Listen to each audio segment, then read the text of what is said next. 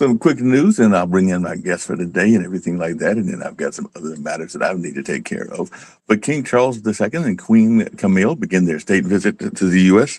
At state dinner, King Charles charms the court of Trump. And it wasn't for us, you'd be speaking French. King and Trump joke at dinner. There was also a reference to the Magna Carta and how much the Magna Carta played in the history of the world and all along those lines. And some folks are asking the Supreme Court weighs Trump's effort to end temporary protected status. Will Trump's anti-immigrant rhetoric matter at the Supreme Court? One justice has personal ties to Haiti, according to some of the reports coming from the New York Times. And Trump warns Iran better get smart soon as he weighs military options over Strait of Hormuz. So that is something that people are talking about as well. So there are a number of these things that are appearing in the news and all along those lines. So definitely some very interesting and great conversations. And of course, we'll be getting to those in a matter of minutes as well. South Korea court sentences ex-president Yoon to 7 years in prison. So the South Korea court sentences the ex-president Yoon to 7 years for charges, including resisting. And could this conference be a turning point for the world's use of fossil fuels? So, suicidal model of capitalism leading to war and fascism, climate summit is told. Trump snubbed by a gathering of global leaders in Colombia. Nations meet to discuss fossil fuel exit as Iran war drives up prices. And Ukraine accuses Israel of receiving shipments of grain stolen by Russia. EU ready to sanction Israel over Ukrainian grain stolen by Russia and all along those lines. So Zelensky is accusing Israel of importing grain stolen by Russia, and this ought to be interesting in both wars, that in the Middle East as well as that in the Ukrainian situation as well. Putin's World War II parade cuts tanks and missiles for use in Ukraine war. So Russia says it's scaling down its World War II victory parade due to Ukrainian threat. So Russia to mark war anniversary with a parade with no equipment. So Putin is scaling back his Red Square military parade amid Ukraine war struggles. So that's definitely something folks are talking about as well. Trump tells aides to prepare for extended blockade of Iran, and Brent is hitting 1 month high on concerns over prolonged Hormuz disruption.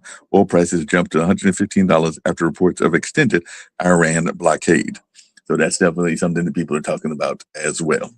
Here to bring in Rick Rosner. He's with me as well, and here to bring in some other folks also. So there's a number of folks that will be joining us, including a guest from yesterday as well. So we're going to have a conversation about a number of things that are going on and all along those lines. So there are a number of things that are taking place and everything like that, including the state dinner that I mentioned earlier. And Supreme Court hears arguments over temporary protected status for Haitian and Syrian migrants. I mentioned that earlier. So definitely that is something that folks are talking about as well. And Georgia officials warn wildfires are still a threat as firefighters report progress. So Poundland Road fire grows to 32,000 acres and threatens hundreds of structures. So leading continues for California governor are facing off in the debate. So candidates for governor scrap inferior debate that may grab voter attention finally. So there's a lot of folks that will be paying attention to that debate as well. So, like I said, I've got Rick with me, and I've got my guest with from the organization, Father John Hagel, that is definitely against genocide around the world and all along those lines. So there's a lot of things going on in the world, including nobody's making Mike Johnson week easy. So the midterms are coming up, and the GOP apparently is bogged down in Congress. So, Rick, tell me some of the things that you're finding out on Drudge and all along those lines. And of course, I definitely want to engage more in the conversation as we had before with Father John and everything like that. And definitely, I want him to tell. Let me start with Kimmel, since that's my area of experience. So a week ago, roughly, Kimmel told a joke where he was pretending to be the host at the White House Correspondents' Dinner, because this year they weren't supposed to have a comedian because Trump doesn't like jokes about himself. So they had a mentalist, and they were going to have a mentalist, somebody who picks somebody at random out of the audience and then comes up with facts about them by reading their mind, supposedly. Anyway, none of that happened because the dinner didn't really happen because of the shooter. But the Republicans are trying to blame Kimmel because during his fake dinner monologue, he looked at Melania via, camera trickery and said, "Oh, you look lovely, like an expectant widow." And the joke there is one of the oldest jokes in the world. Um, if you're old enough to remember, Anna Nicole Smith was a 26-year-old model and stripper who in 1994 married an 89-year-old oil billionaire. And people were making jokes about the obvious situation that why does a 26-year-old marry an 89-year-old billionaire? Because, you're waiting for him to pass away, which he did a year into the marriage. So Kimmel basically made the same joke. And the Republicans were purposefully misunderstanding the joke to say that Kimmel was calling for violence against Trump, which in no way was he doing.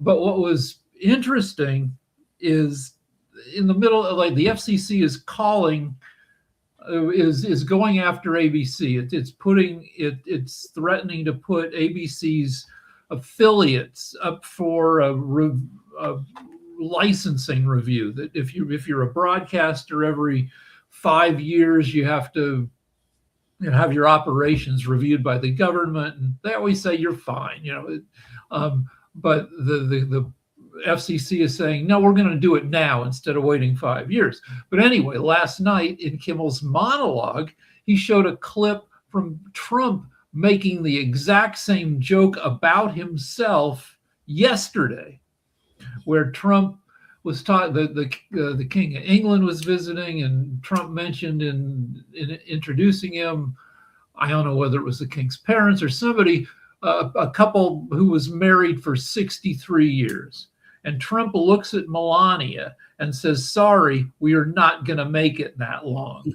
It's the same joke that is getting Kimmel in trouble. So it's all ridiculous. In other news, you mentioned that the candidates for governor of California had a debate. It was lively and chaotic. And I don't know if it changes anybody's minds. But the situation in California is we have something called a jungle primary. That is where everybody votes for among all the candidates. It's in a lot of primaries, Republicans vote for Republican candidates, Democrats for Democrats. In a jungle primary, everybody votes for everybody, and the top two vote getters move on to a runoff in the general election. And California is heavily, almost 2/3 Democratic voters, but there are only two main Republican candidates for governor and 5 or 6 Democratic candidates for governor, and people are worried. Hey, Rick, I hate to put you in the spotlight and everything like that, but I'm actually getting ready to go into a meeting. So if you can take it over and also continue the interview with Father John, I would greatly appreciate that. After this one, the last thing about the race, I'll turn it over to Father John. I appreciate it. And so with only 2 Republican candidates, and one of them much more popular than the other, anyway, the 2 Republican candidates could end up being the top 2 vote getters. And even though California is a very Democratic, very blue state, we could end up with a Republican governor. And we've had Republican governors not too long ago. Schwarzenegger, Republican, was governor twice in recent history, replacing another Republican governor who got kicked out of office. And our most famous governor was Ronald Reagan, and you can't get more Republican than that. So, and, California, regardless of, who's governor, will be fine. But anyway, Father John, what's on your mind? Well, I'm enjoying listening to your account. The other thing I was aware of with Kimmel is that my understanding is that he told that joke before the dinner was going to be held, right? Right. He told it like 3 days before. Yeah. So, I mean, it had nothing to do with the actual incident. No, especially since the shooter, the people who take it upon themselves to try to assassinate somebody are generally not the best thinkers in the world. This guy, highly educated, he's a teacher. He did a couple things. I don't know if it's right to call it right, but he strategically he did a couple smart things. One is he took the train, which meant I guess they don't really check you for weapons if you get on a train. I guess security is less, so he took a train all the way across the country. And two, he checked into the hotel a couple days before the dinner, so he knew the layout. He was maybe familiar to the staff of the hotel, so it maybe got him a little further, a little closer to the ballroom where they have the dinner than he maybe other. Anyway, the deal is how that pertains to Kimmel is, by the time the people are trying to say that the shooter somehow listened to Kimmel's joke, and that is what made him want to shoot people up, which is ridiculous because it takes 2 days at least to travel by train across the country, probably more than that. And he was in the hotel for 2-3 nights before the guy's plan was already well underway by the time Kimmel told his little joke. Well, I think one of the sad things in my mind about Cole Allen, is that if I read, parts of his so-called statement and it's not a manifesto, but kind of some of his convictions. And I have to say that many of the convictions I agreed with. It's the tragedy that someone with that kind of intensity then turns to violence instead of persuasion, which is exactly what we're trying to say, is that the Priests Against Genocide are really just part of a whole group of various religious and ethnic backgrounds that are trying to do something to overcome the kind of violence our country is really enmeshed in. The political violence is a reflection, I think, of the militarization of our culture. I'm always impressed I'm kind of taken aback as I watch, for instance, a big NFL football game, especially if you have the Super Bowl. You have what I would call the national liturgy or the national religious ritual, which is you have the presentation of arms, you have all the military there present. You have, of course, the national anthem. Then you have a flyover, and you thank all the veterans, and that's sort of like, okay, that's taken care of the veterans and it's taken care of the military. So now we focus on this. So I think from my point of view, there's a kind of, if you look at the background of our country, and you, I'm sure, Rick, know more about this than I do, but we were kind of born in violence in terms of the Europeans coming in and pushing out the Native Americans and the indigenous people. The manifest destiny, all that we speak of, and the church was complicit in that, in terms of the doctrine of discovery, and that it was all right to go in and make these savages Christian. The awful understanding that the church becomes part of the dominative culture. It's part of the military. It's part of the political process that comes from Europe. So whenever, in my mind, whenever religion gets co-opted or fuses with civil government, you're in trouble, because then religion becomes a dominating, violent experience rather than what it ought to be, at least from my Christian point of view, the perspective of both liberation theology, but the roots of liberation theology are obviously, for me, in the gospel. And that's what we're going back to talk about in the process of the Priests Against Genocide.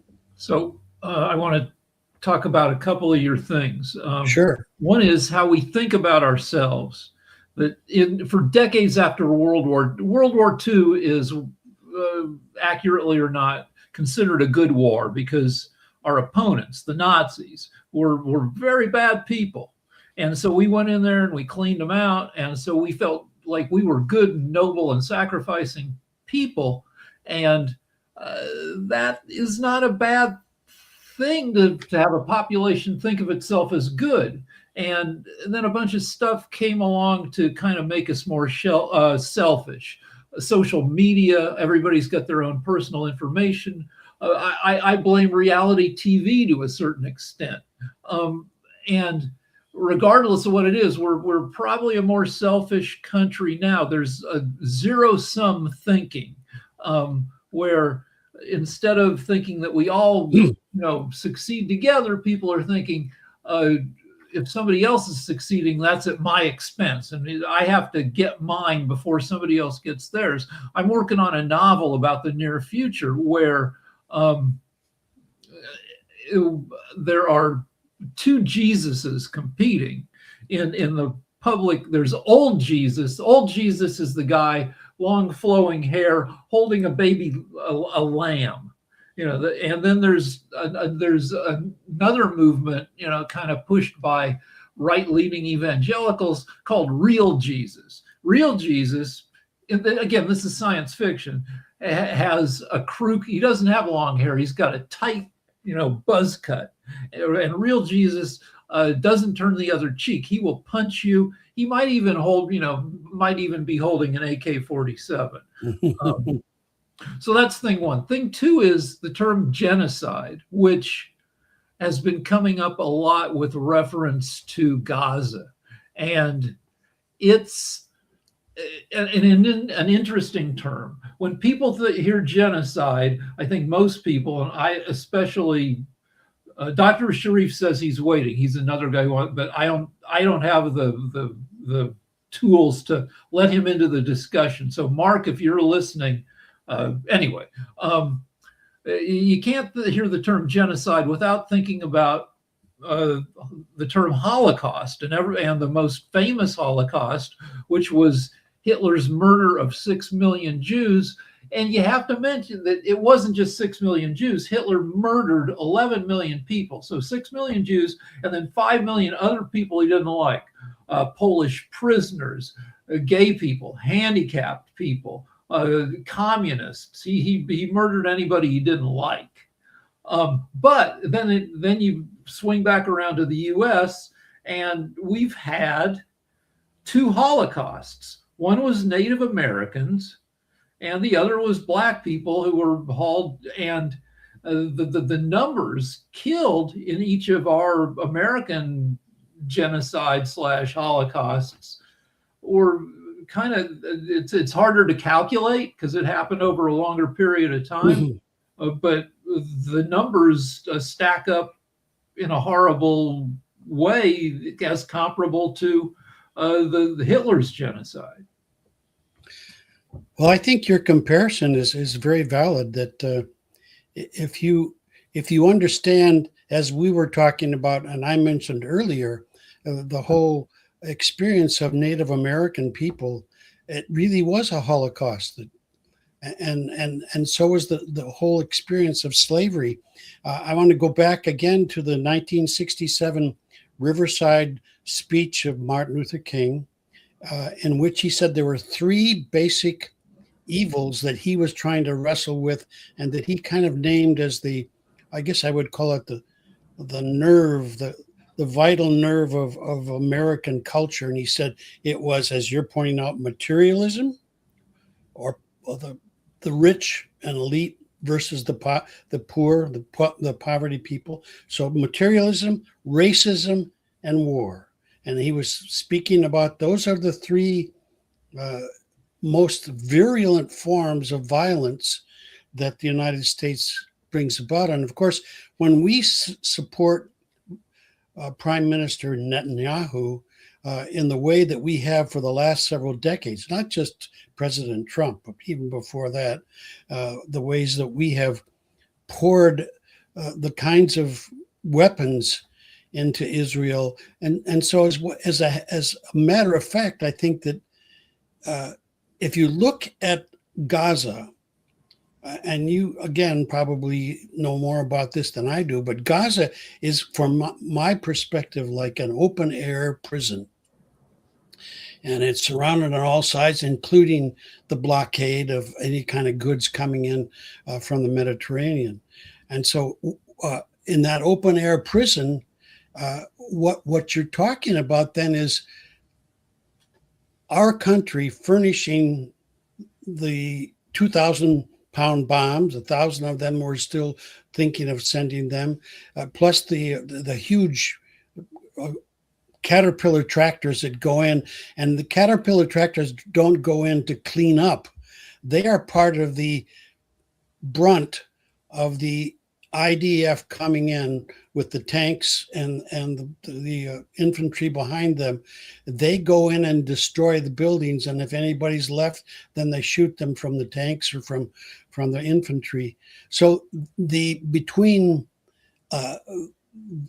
the whole experience of what the United States is doing with complicity in Netanyahu's approach. I mean, it's very much an apartheid state, a violent state, and it's a state that we have continued to support, even though it is violent. Now, probably we should go in and talk a little bit about the difference between Israeli people and the Zionist right-wing state, that the government that's running that.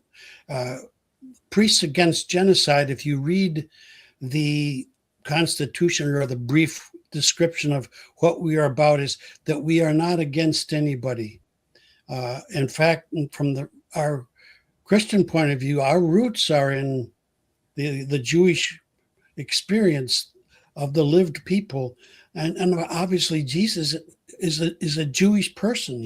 He doesn't have that white flowing hair from northern Europe or any place else. He's a brown-skinned Jew.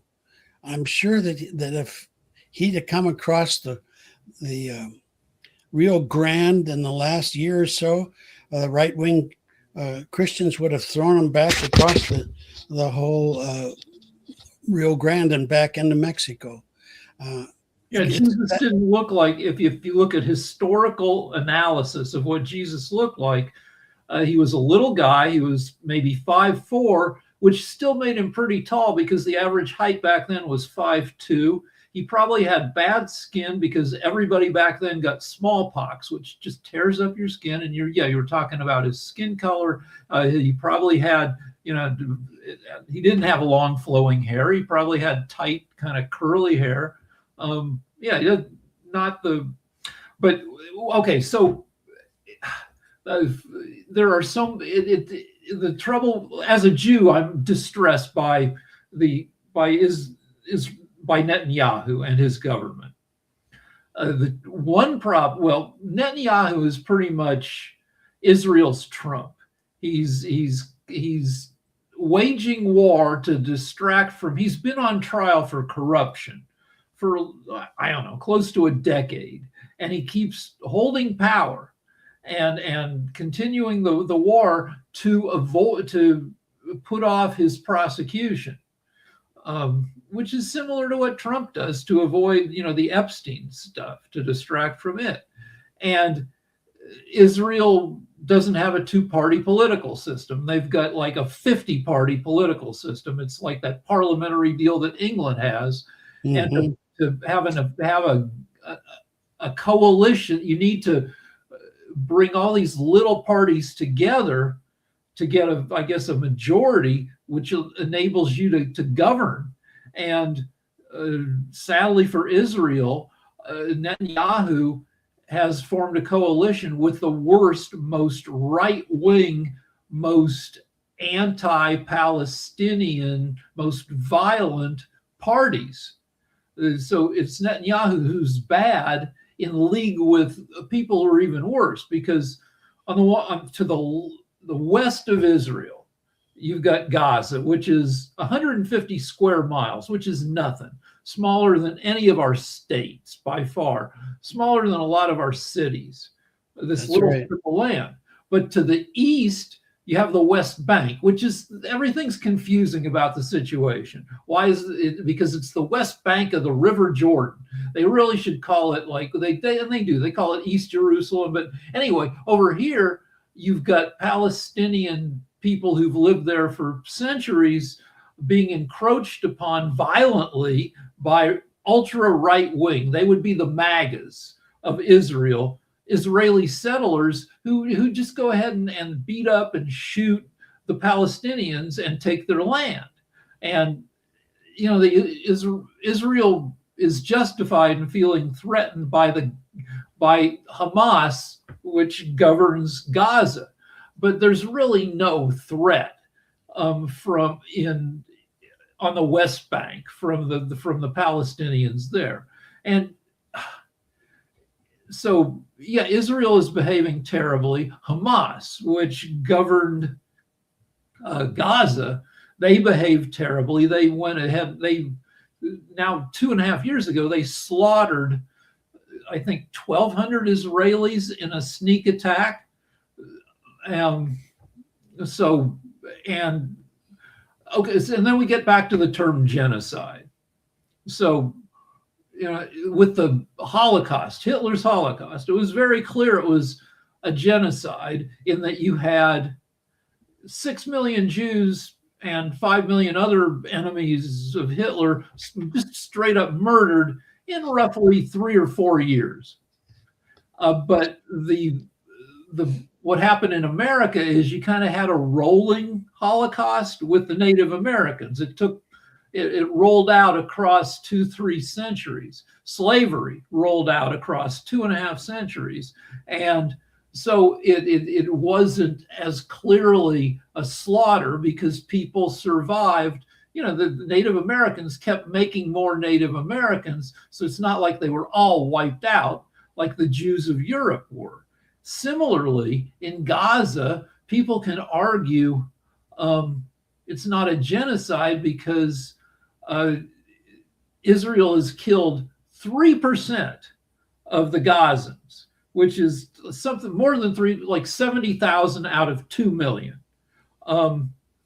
which is terrible. That means that every family in Gaza has suffered, either has had a family member injured or killed, has had their house, their apartment obliterated, they're starving, yet close to 97% of them survive, which, you know, makes it feels like a genocide, but people can argue that statistically it's not, because it's not as it's grotesque, but it's not as grotesque as Hitler's murder, and the confusion, you know, helps kind of bad people continue to do bad things. I think that as you're describing the issue of whether or not it could be genocide, I think you raise a very significant and I think valid point. I'm thinking about, there are all kinds of places right now where, according to the United Nations description of genocide, and I don't have that right in front of me, but their description would include like the Darfur region of Sudan. There's genocide going on there.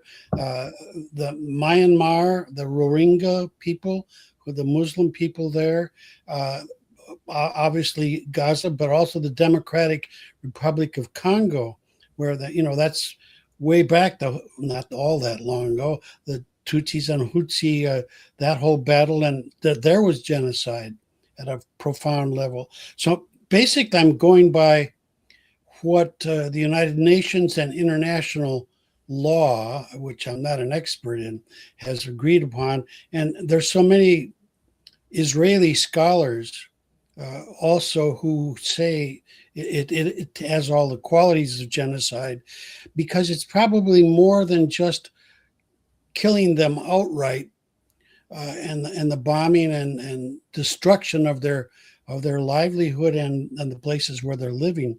But also it's in a way, like one Palestinian author says, it's like a slow process of genocide.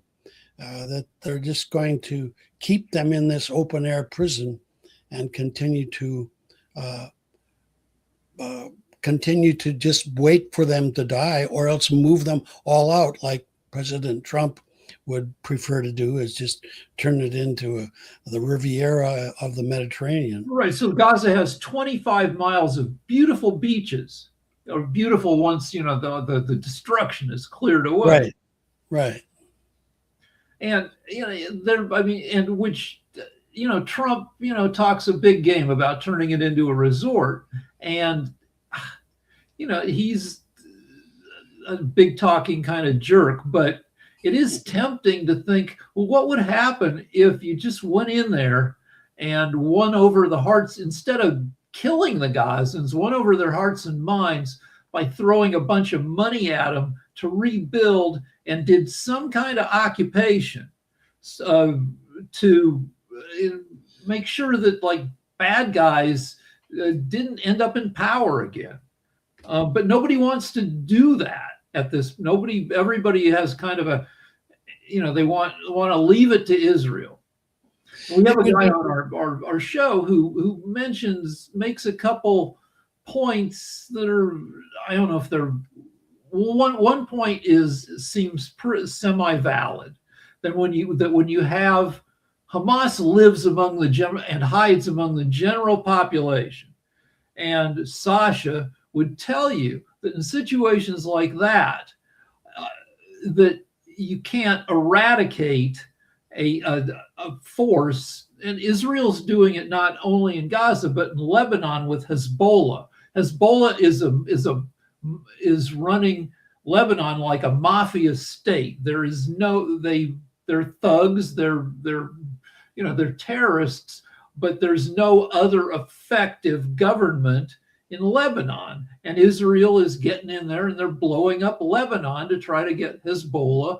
And Sasha would tell us that in situations like that, where just, it can be just a regular family in one apartment, next door is Hezbollah, that you're going to suffer huge numbers of civilian casualties, and that this is not unusual, which is, I don't know. It makes me despair of the situation.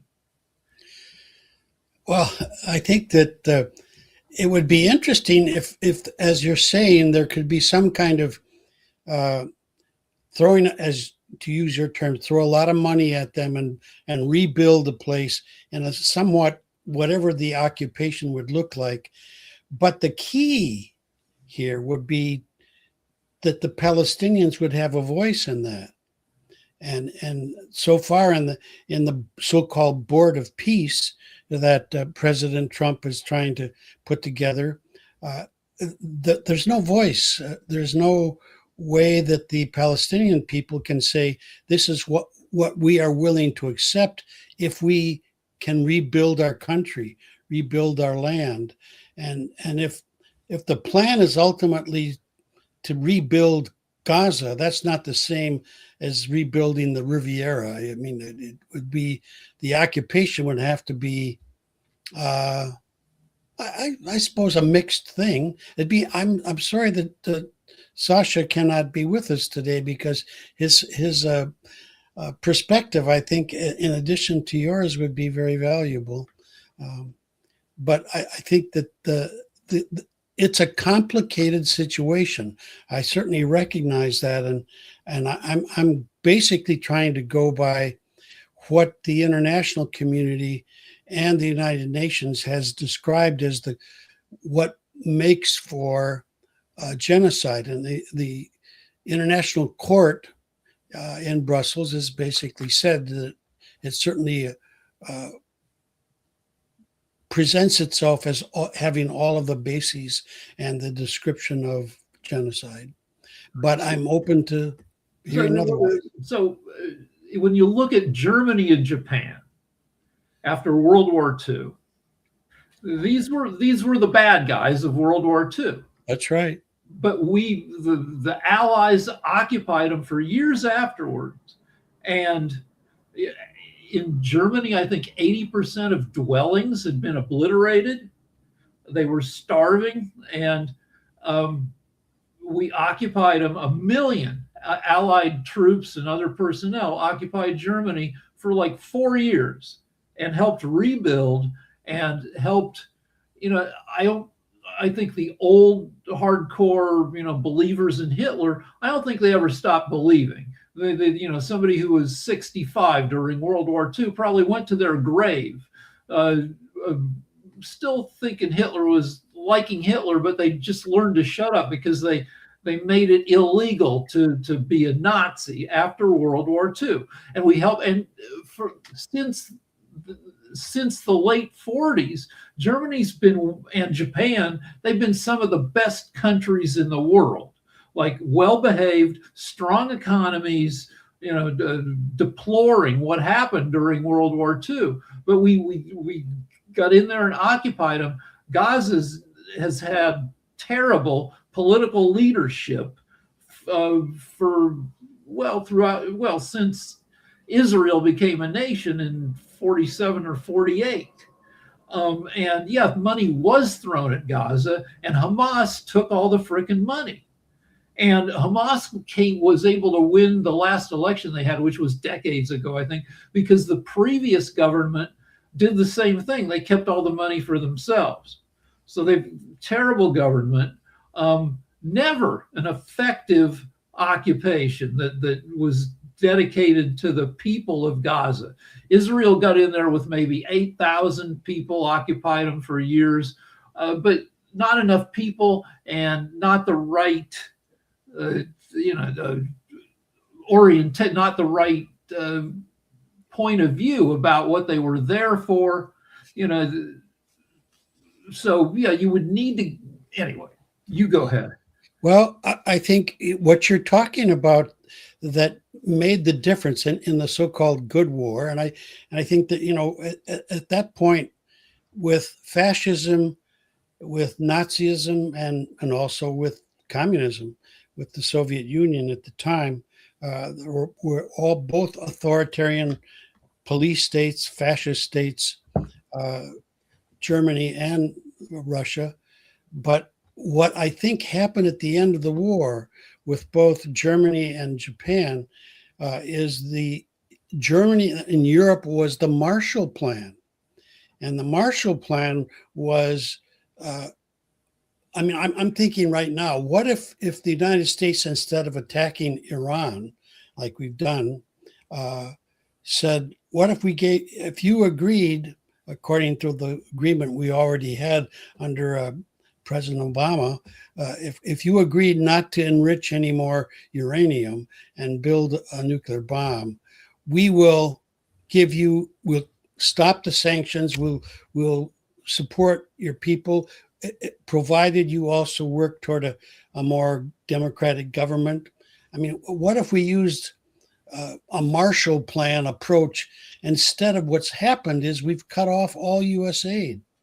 I have close friends in Catholic Social Service and Catholic Relief Service who were all over Africa, all over South and Latin America working, and all of a sudden the people they were serving, whether it was in medical areas or developmental areas around helping with farming and agriculture and starting to build an infrastructure, whatever that might be, that when that came to an end, it was like the United States was one more step in losing credibility, one more step in saying, well, maybe they are not really the land of the free and the home of the brave. Well, Trump, I believe, is our deadliest president. That more people have died because of Trump's actions, inactions, and policies than under any other president, including wartime presidents. You talked about Trump scuttling, just destroying U.S. aid, which was us reaching out to the world, not even spending that much money to like provide AIDS medication. And so U.S. aid has been gone for more than a year now, I think, and Yes. hundreds of thousands of people throughout the world have died because of U.S. aid going away.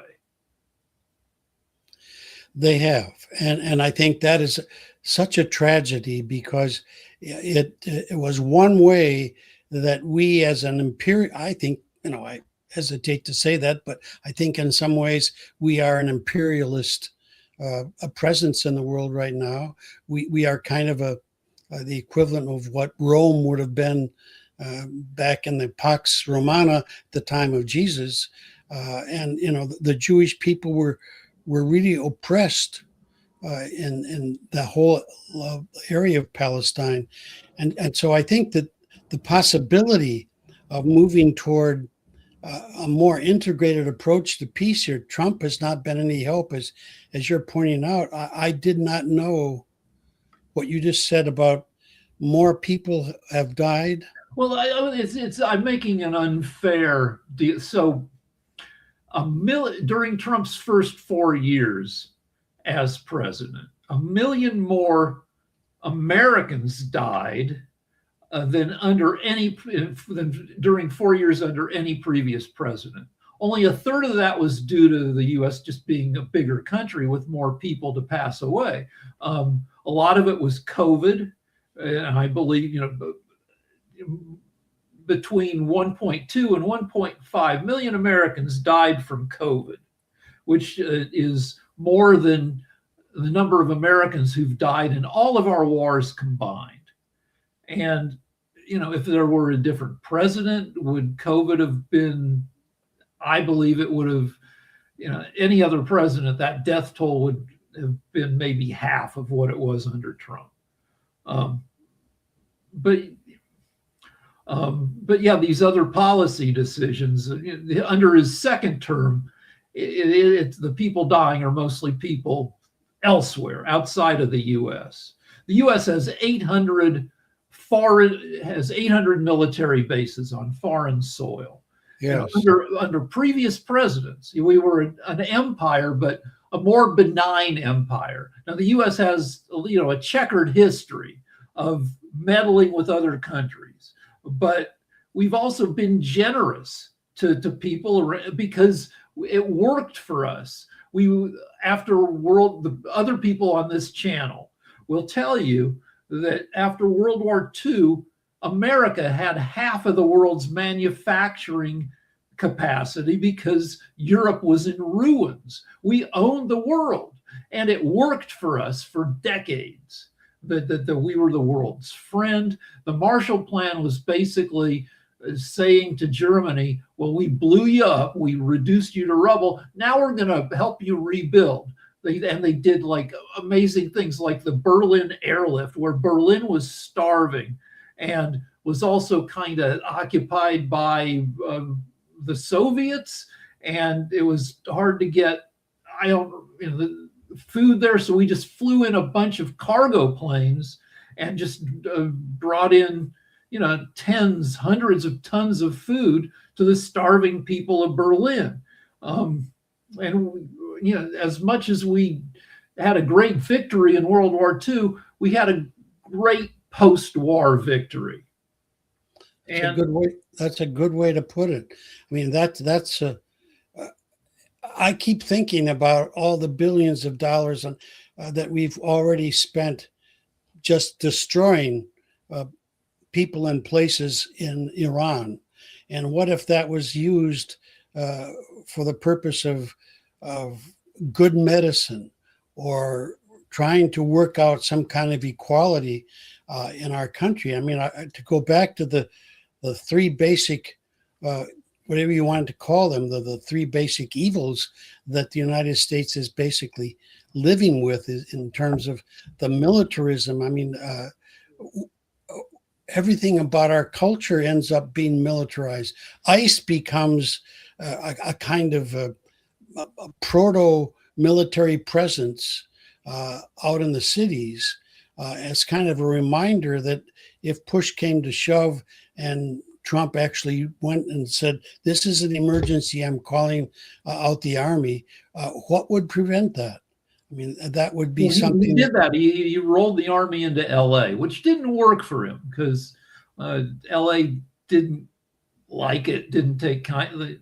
It just didn't, because there was nothing to sick the army on in L.A. The worst No. thing that happened in LA, like Trump was saying, riots, they're burning down the city. The worst thing that happened is people would call Waymos, which are these driverless cars, to show up to protests and then burn up the cars. So the worst thing that happened during the unrest in LA was 5 Waymos got burned up, which compared to actual riots, because LA from time to time has had actual riots, including after George Floyd.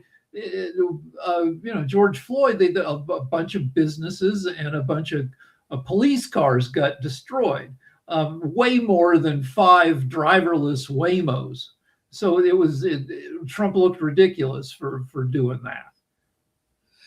I think that also, I just want to switch here a little bit to talk about kind of the personal and interpersonal impact of violence in our country, and beyond what we export and what we inflict, if I can use that term, on the rest of the world. I think that there's so much suffering, so much violence in our world, that I really think that most of us, and I include myself because I can only handle so much, I get compassion fatigue or whatever you want to call it, in terms of people become numb. And I think there's a kind of an emotional jet lag. We never quite catch up to ourselves enough. Like the violence that's going on in our country, even before the correspondence dinner, they're all, the place, Indiana University, there was this killing of this father and he murders his wife and kills all the kids down in Shreveport, Louisiana. All of that was going on, and it got eclipsed by what happened at the correspondence dinner. But that's a reality. There's just within the 4 months of 2026, we have more than 200 mass shootings in this country, and we've become a country that responds violently, but we've become numb to it. And it's like people say, okay, well, they blew up all these cities in Iran. Okay, what's going on in sports, or what's the channel selling goods all about? I think we get so numbed out that we become incapable of what I think is so important. Instead of just being angry, underneath a lot of that anger is profound grief. I also work as a psychotherapist, and I keep learning that, particularly from us men, that usually if often, at least I could say that if a man is really very angry and he's even dealing with domestic violence, and he may even have been taken out of the home, what's really going on underneath that man's experience, his mind may be pissed off and he's bitter and he's angry and he wants to lash out, but underneath it is a river of tears. It's a river of loss. And I think, going back to the Hebrew prophets, their first thing before they accused, it was lament. It was, things are really so tragically sad, kind of like the tears of things. It's there. And I think our culture, that's another dimension from my point of view that generates violence, is that we're not in touch with our anger, and deeper beyond the anger, the grief or the loss or sadness. I mean, life is going to disappoint us one way or the other.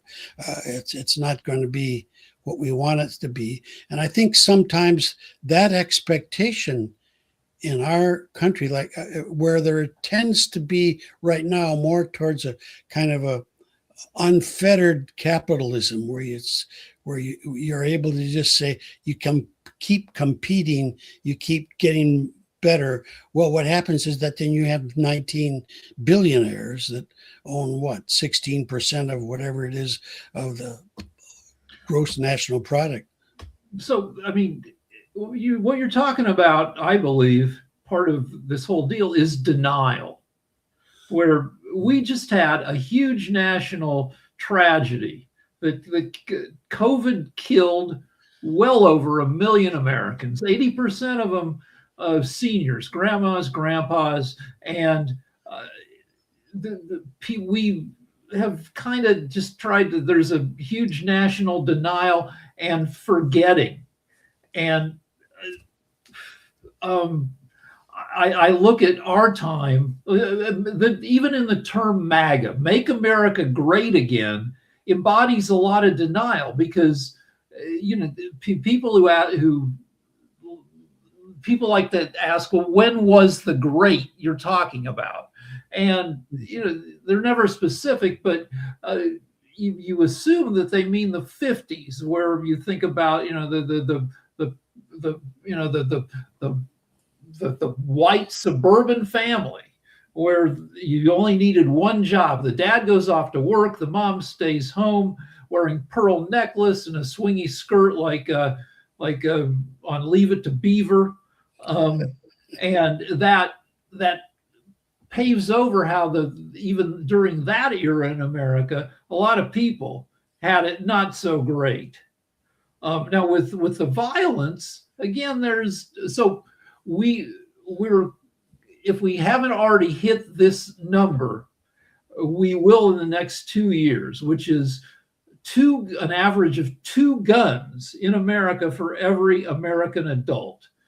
250 million adults in America, and very close to 500 million guns, with 10 to 15 million guns being new guns being sold and added to our tally every year. So, the cows are the horse, everything's out of the barn in terms of you're not gonna, even if you could get some kind of national mandate to you're never gonna get rid of, and the guns are obviously unequally distributed. That about a third of households, I think, are gun-owning households, which means you got a lot of households in America own 0 guns, and a bunch of households that the average gun-owning household has like 8 guns, which sounds crazy to non-gun-owning households, except that, no, it makes sense. If you like guns, if you're good with guns, even if you're safe with guns, well, you've got a shotgun for maybe home defense, maybe a certain kind of hunting. You've got a pistol for a different kind of thing. You've maybe got like a semi-auto rifle for fun, or like people like to say, well, if you've got wild boars, rampage, anyway, a different gun for, anyway. So we've got a ton of guns. And so we're going to continue to have gun-related tragedies. That's the tragedy. And and to try to change that, I mean, I think sometimes it feels to me like I also belong to a non-gospel nonviolence group with the United States Catholic Priests, and sometimes I think it's like an impossible thing what we're doing. I often think, I was rereading the Soviet dissidents. There's a long book about the Soviet dissidents, and they would get together a few times a year, and they always had the same toast, and the toast was to the success of our hopeless cause. And sometimes it feels like the work that I do. You obviously are a writer, Rick, and it sounds to me like in your writing, the one you were describing, the novel you're working on, are the 2 images of Jesus, kind of the parallel ones that that Jesus of kind of the nonviolent, forgiving enemies, and then the Jesus that comes back from the so-called Book of Revelation with a sword coming out of his mouth, and he's, in contemporary terms, he's with an AK-47, and he's going to. The Book of Revelation said there will be blood up to the chests of the horses. Well, that's a pretty bloody mess. I mean, that's about as violent as you can get, and most critical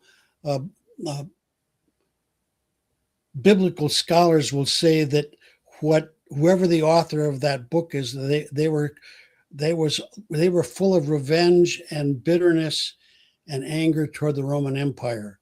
That's the whore of Babylon and the great beast.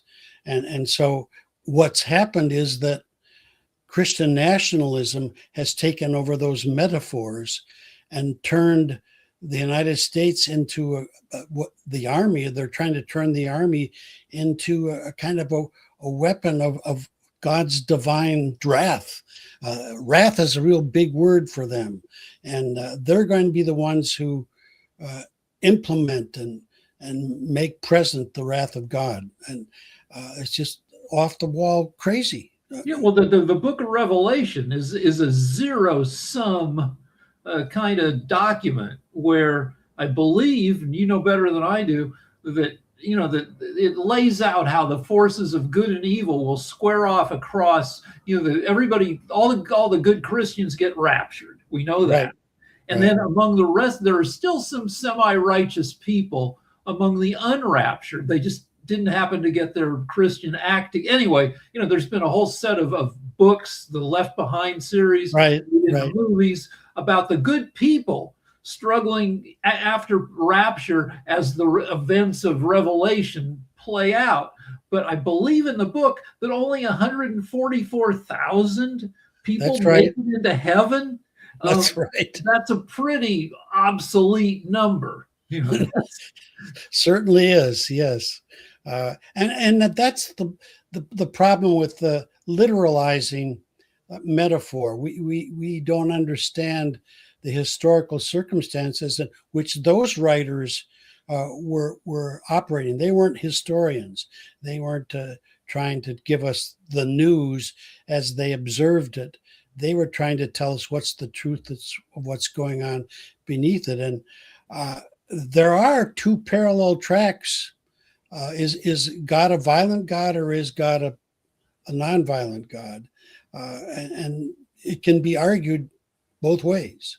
And I guess from my point of view, again, going back to the very basics here, it's, as Martin Luther King said, it's the question today is between existence and non-existence, because it's interesting today. I mean, it's even since I'm 88 now, and I was born in 1938, the year of Kristallnacht, and the night of shattering glass.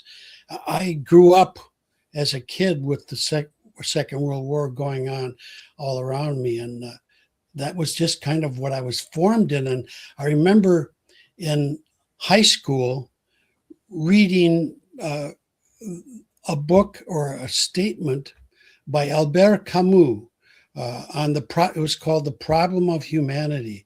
And he talks about the choice that we face.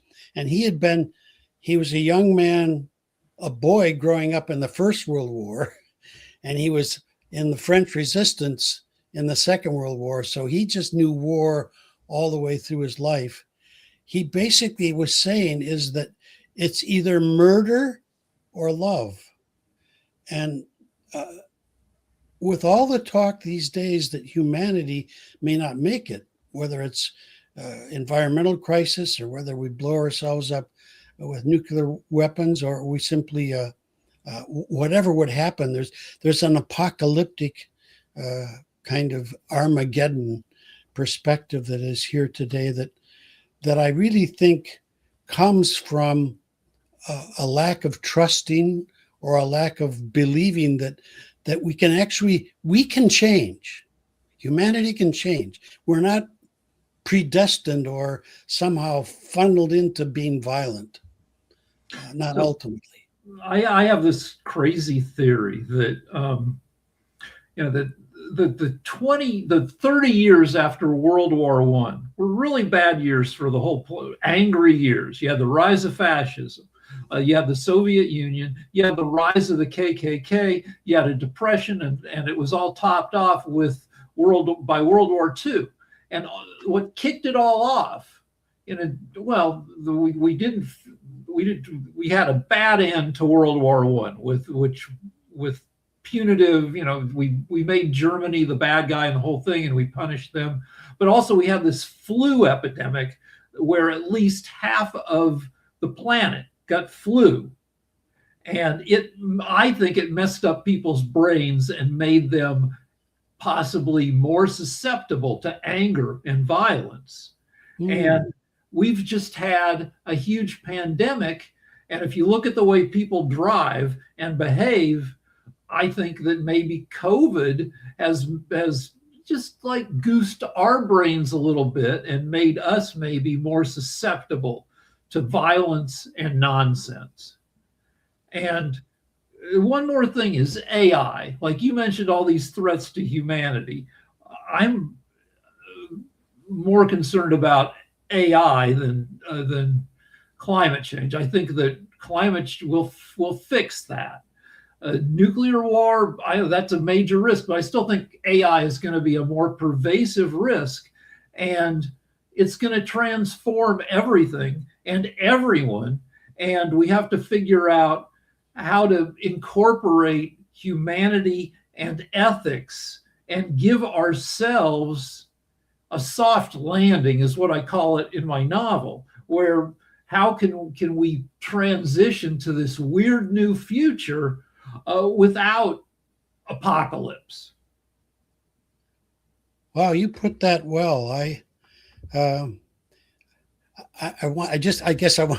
want to encourage you to continue to work on your novel, because it sounds like it has both the qualities of very good literature, but also that it has a message that.